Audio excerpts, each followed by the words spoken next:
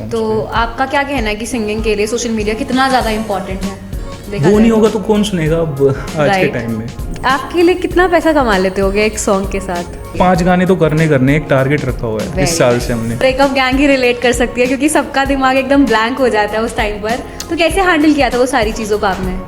तो अभी हमारी YouTube फैमिली जो हमें देख रही है तो शायद उनमें से भी किसी का ब्रेकअप हुआ हो, एंड अगर वो नया बंदा म्यूजिक में एंट्री लेना चाहते हैं, अपनी जर्नी स्टार्ट करना चाहते हैं, तो आप क्या एडवाइस उन्हें देना चाहेंगे?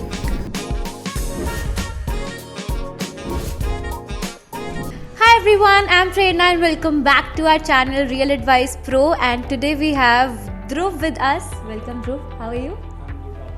मैं भी बहुत अच्छी हूँ. So let me just introduce you to Dhruv. Dhruv is a singer and a songwriter as well. So आज हम जानते हैं कि ध्रुव की म्यूजिक जर्नी कैसे स्टार्ट हुई थी. आप अपनी स्टार्टिंग से लेकर अभी तक की जर्नी प्लीज शेयर कीजिए. स्टार्टिंग ऐसे कुछ ऐसा ये सोचा नहीं था कि लिखना है कुछ करना है, वैसे नहीं.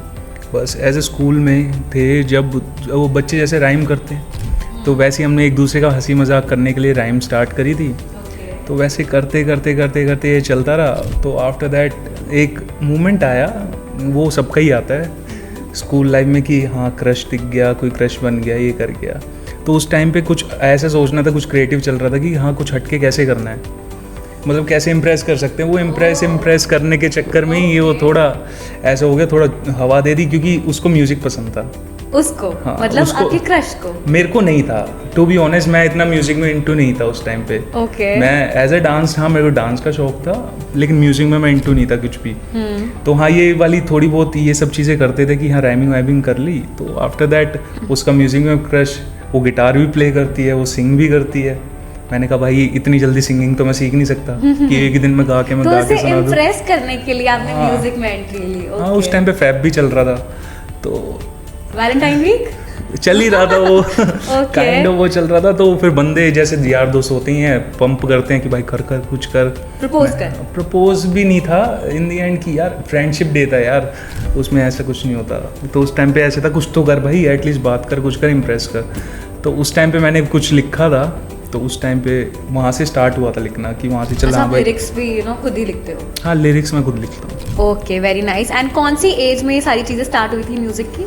ये उस टाइम पे मैं शायद 8th स्टैंडर्ड में था. 8th क्लास में? मैं 12-13 साल का था उस टाइम पे. ओके. एंड 12 साल से लेकर अब तक क्या आपका टफेस्ट पार्ट रहा इस जर्नी का, जो बहुत ही ज़्यादा मुश्किल फेज था आपके लिए? मुश्किल फेज़ कह सकते हैं कि ऐसा कुछ नहीं था कि फैमिली का सपोर्ट नहीं था, फैमिली का था सारा. फैमिली से कोई ऐसा नहीं था कि नहीं करना, कुछ नहीं करना. बस द थिंग इज़ ऐसी होती है ना जब तुम बहुत लो मोमेंट पे हो, जैसे ब्रेकअप, हाँ कह ही सकते हैं वो पार्ट भी है. ओके, तो breakup was the toughest part? हाँ उसमें लिखना ना थोड़ा वो कॉम्प्लिकेट हो जाता है चीज़ें कि कैसे करें भाई, कुछ आ ही नहीं रहे, थॉट ही नहीं आ रहे, लिखने का मन हो गया था एकदम, पूरा ब्लैंक हो जाता है बंदा. मतलब ऐसे जैसे ब्लैकआउट हो जाता है पूरा. ये ब्रेकअप गैंग ही रिलेट कर सकती है क्योंकि सबका दिमाग एकदम ब्लैंक हो जाता है उस टाइम पर. तो कैसे हैंडल किया था वो सारी चीज़ों को आपने? टाइम लगता है. कितना टाइम लगा था? हाँ सबका अपना अपना होता है. सच कुछ नहीं, मेरे को थोड़ा लग गया था क्योंकि मैं कुछ ज़्यादा ही ऐसा कि मैं थोड़ा इंट्रोवर्ट हूँ. तो अगर मैं किसी चीज़ में घुस रहा हूँ ना तो मैं डीपली घुस जाता हूँ उस चीज़ में, फिर आसपास को और नहीं दिखता मेरे को कुछ.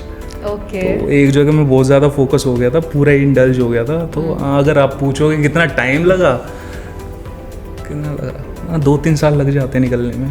ओह, बहुत ज़्यादा टाइम बता दिया, बट ठीक है, सबका अलग अलग होता है. नहीं सबका अपना अपना होता है. राइट. हाँ. तो अभी हमारी YouTube फैमिली जो हमें देख रही है तो शायद उनमें से भी किसी का ब्रेकअप हुआ हो, एंड अगर वो नया बंदा म्यूजिक में एंट्री लेना चाहते हैं, अपनी जर्नी स्टार्ट करना चाहते हैं, तो आप क्या एडवाइस उन्हें देना चाहेंगे? म्यूजिक स्टार्ट, मेन चीज़ एडवाइस क्या है इसमें, सबसे मेन चीज़ है कंसिस्टेंसी. ओके. ठीक है. ऐसा एक मूवमेंट इसमें ना बहुत सारे आएंगे, सब जोश में स्टार्ट कर लेते हैं कि हाँ भाई हमने करना है. वो 4 दिन रहता है, 3 दिन रहता है, फिर भाई हाँ भाई नहीं हो रहा तो चलो छोड़ दो. Consistency is the key. और उसमें इसके अलावा कुछ नहीं है. हार्ड वर्क, वो पैशन, वो तो सबका टेम्पररी है, बट कंसिस्टेंट रहना बहुत ज़्यादा ज़रूरी है इसमें. ओके. बाकी आप अपार्ट फ्रॉम सिंगिंग क्या करते हैं? वैसे apart from singing I am IT engineer. Oh, very nice. So कैसे बैलेंस करते हो भाई एकदम कॉर्पोरेट एंड सिंगिंग, कैसे? ये हो जाती है, ठीक है. थोड़ा वर्क फ्रॉम होम ने साथ दे दिया. अब मैं बोलूँगा तो मेरे कंपनी वाले कुछ देख लेंगे. इट्स ओके, बोल सकते हो तुम, शेयर करो. नहीं, अब होता है कि हाँ तुम यूज टू हो जाते हो, तुम्हें पता है कैसे क्या काम कैसे चल रहा है, तो कर लेते हैं डिवाइड। जो 8 घंटे का काम मैं 4 घंटे में करके फिर वो टाइम होता है अपना। अच्छा, मतलब चलो ये तो साइड रखते हैं कि कॉर्पोरेट एंड सिंगिंग का पार्ट। तो अभी तक सिंगिंग की जर्नी में कौन सा ऐसा मोमेंट आया जो बहुत ही आपके लिए मेमोरेबल है एंड अनफॉरगेटेबल है? बेस्ट पार्ट मैंने ऐसा नहीं है कि मैं, हाँ एक आधे शोज मैंने वैसे भी किए हैं, Wow. कैफेज में भी गाया है थोड़ा बहुत, तो Very ऐसा nice. कुछ नहीं है। वो भी थे memorable moments, but the thing is एक बार ही क्या हुआ था, जैसे घर में पता नहीं था मैं करता हूँ, वैसे रोका किसी ने भी नहीं था कि कर ले। घर में नहीं पता था कि आप इंटरेस्टेड मैं कहाँ करता हूँ, जब तक उन्होंने मेरा पहला गाना नहीं सुना ना, जब तक कुछ उनको नहीं पता था। ओ, मतलब जब करके दिखाया, जब एल्बम आई उसके बाद ही फैमिली को पता चला कि यू आर इनटू सिंगिंग। क्या हुआ था कि हाँ उनको लगता था करता है गिटार विटार कभी, हाँ यारों दोस्तों में बैठ के करते रहते हैं, उनको ये नहीं था कि प्रोफेशनली गाना करेगा ये, क्या निकालेगा कुछ। तो उस टाइम पे ऐसे ही हुआ था। एक जब पहला गाना बन गया, अब पहला गाना गाने की भी स्टोरी है कि वो स्टोरी ऐसी है कि वो था भी सारा ब्रेकअप। जब उसके बाद मतलब एक मोमेंट होता है ना कि यार घर वालों को कभी सुनेंगे तो हाँ सुनाना तो पड़ेगा ही। बट ये था पहला सॉन्ग ब्रेकअप। अब उसमें मतलब एज अ रैप ही किया है, और ऐसा कुछ नहीं कि हमने कुछ अलग बातें करनी है। मैं ऐसा हूँ कि अगर मैं लिखता हूँ ना तो रिलेटेबल चीजें, मतलब कुछ ऐसा नहीं लिखता कि हाँ भाई हवा समझ नहीं आ रही। अब उसमें थी स्टोरी अपनी। अब मम्मी भी देखेगी वैसे, वो बोल भी रही थी सुनने के बाद, वो भी रोगी थी वैसे सुन के। हुआ क्या था, फिर गाना कर दिया, वो ब्रेकअप था, मूवमेंट था, मैं वैसे छोड़ चुका था करना वरना सब कुछ। ये स्टोरी है लंबी, बाद में बताता हूँ। लेकिन जब वो गाना बना, वो पूरे मूवमेंट में बना था, मैं ब्रेकअप में रो रहा हूँ, ये वो स्टूडियो चला गया था मैं उस दिन, उसी दिन गाना लिखा, उसी दिन कंप्लीट हुआ। मेरा दोस्त जिसने म्यूजिक प्रोड्यूस किया है, डेविल बीट्स है उसका नाम। तो भाई तेरी कर रहा हूँ मैं। That was smooth. हाँ, तो वो बैठा हुआ था, वो वैसे ही पूछ रहा था। मैंने कहा यार कुछ आया है, लिखते हैं, मैं लिख रहा हूँ इस पे, इसको कंप्लीट कर रहा हूँ, तू बना। ठीक है। फिर वहाँ से ये गाना बना, उसी रात 1 घंटे में गाना बन गया था पूरा। मतलब रिकॉर्ड भी कर दिया था, रिकॉर्डिंग में थोड़ा टाइम लगा था, मतलब लिखना विखना इसका म्यूजिक 1 घंटे में रेडी हो गया था। उसके बाद इसको किया, फिर अगले दिन मैं घर गया, मतलब गाना तो बन ही गया था, मिक्स मास्टर चल वो अलग प्रोसेस थी, बट एक रो साउंड बन गया था हमारा कि सुना सकते हैं हम किसी को। तो उतना रेडी हो गया था, उतने में मैं घर गया, वो गाना लेके गया। तो सुबह गया था मैं, रात भर पूरा स्टूडियो में था। तो सुबह घर गया, मम्मी पूछती क्या, वो पूछते ही रहते हैं कि क्या हुआ क्या नहीं, कहाँ था ये नहीं। मैंने कहा मम्मी कुछ चीज़ है, सुन लो। ऐसे भी नहीं सुनाई कि मैंने ओपनली सुना दी। मैंने कहा ऐसे करो, आँख बंद करो, मैं जा रहा हूँ, जब तक बाहर जा रहा हूँ।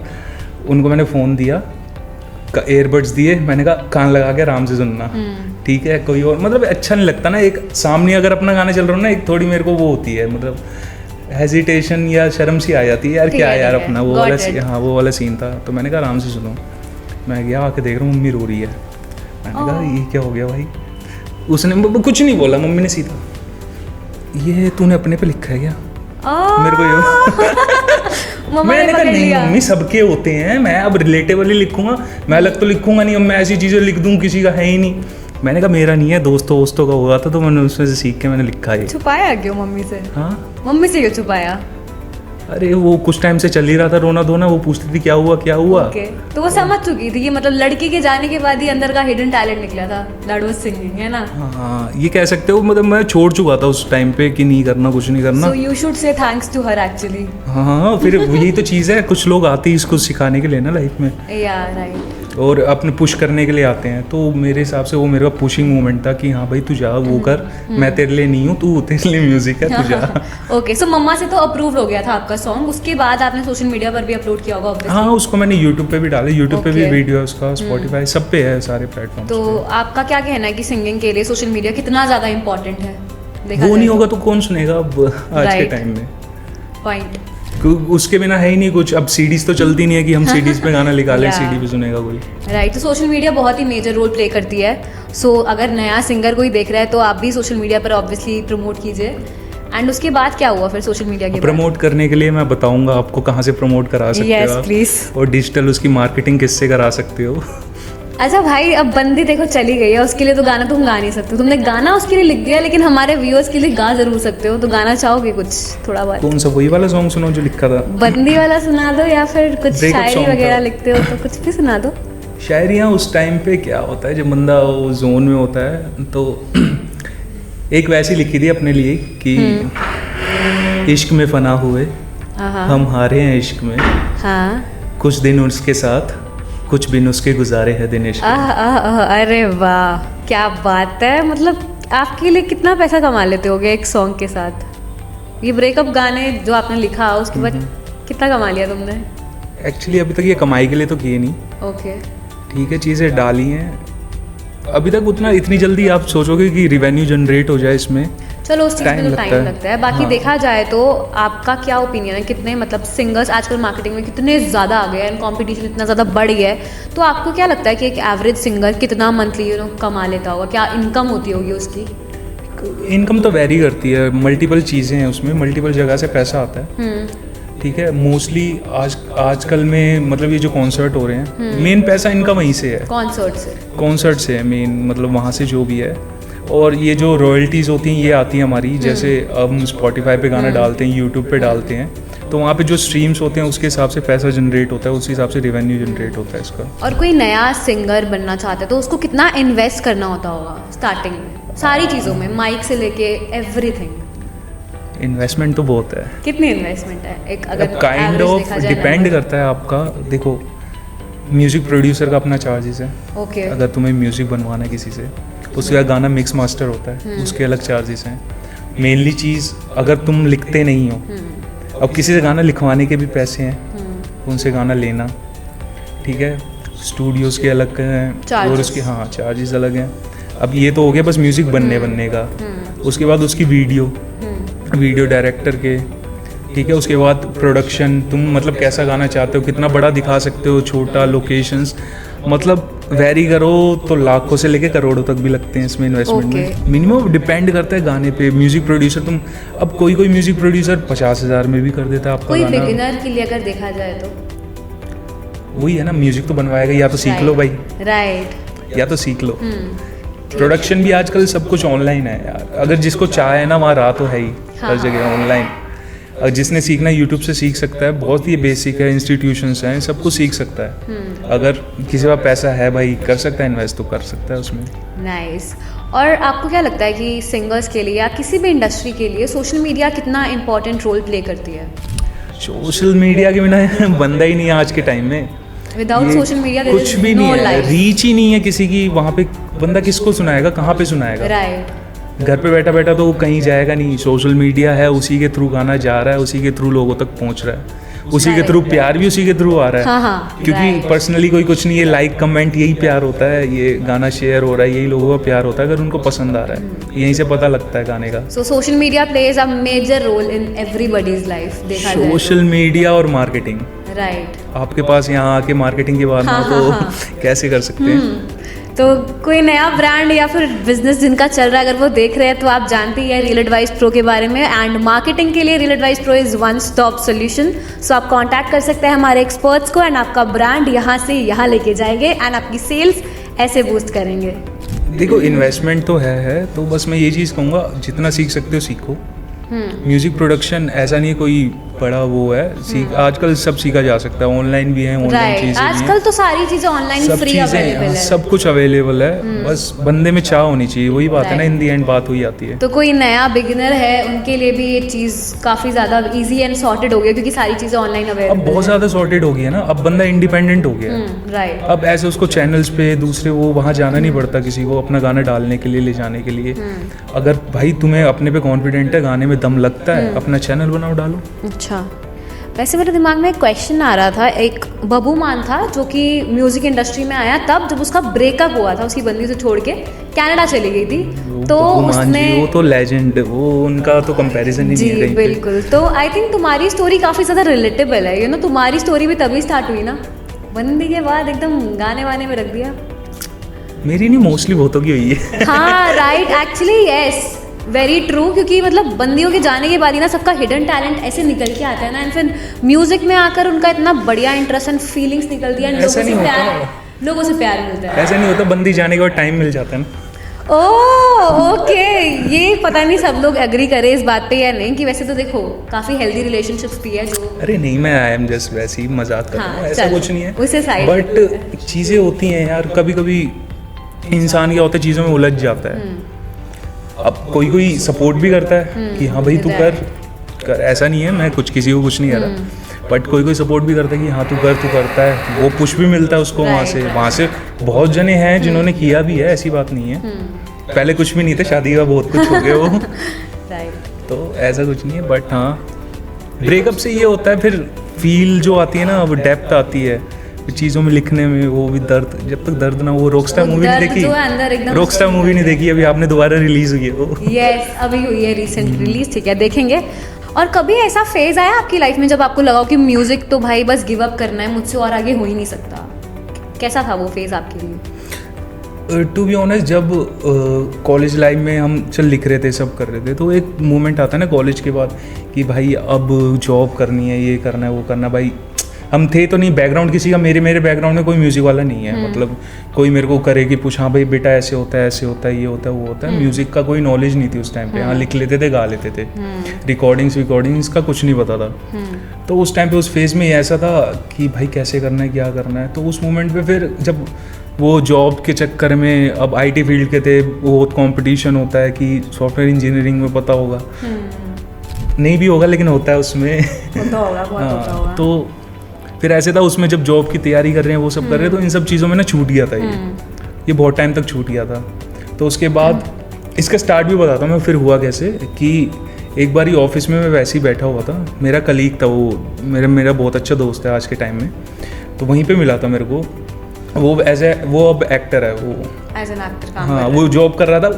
उसने भी मेरे को पुश किया, मैंने भी उसको पुश किया।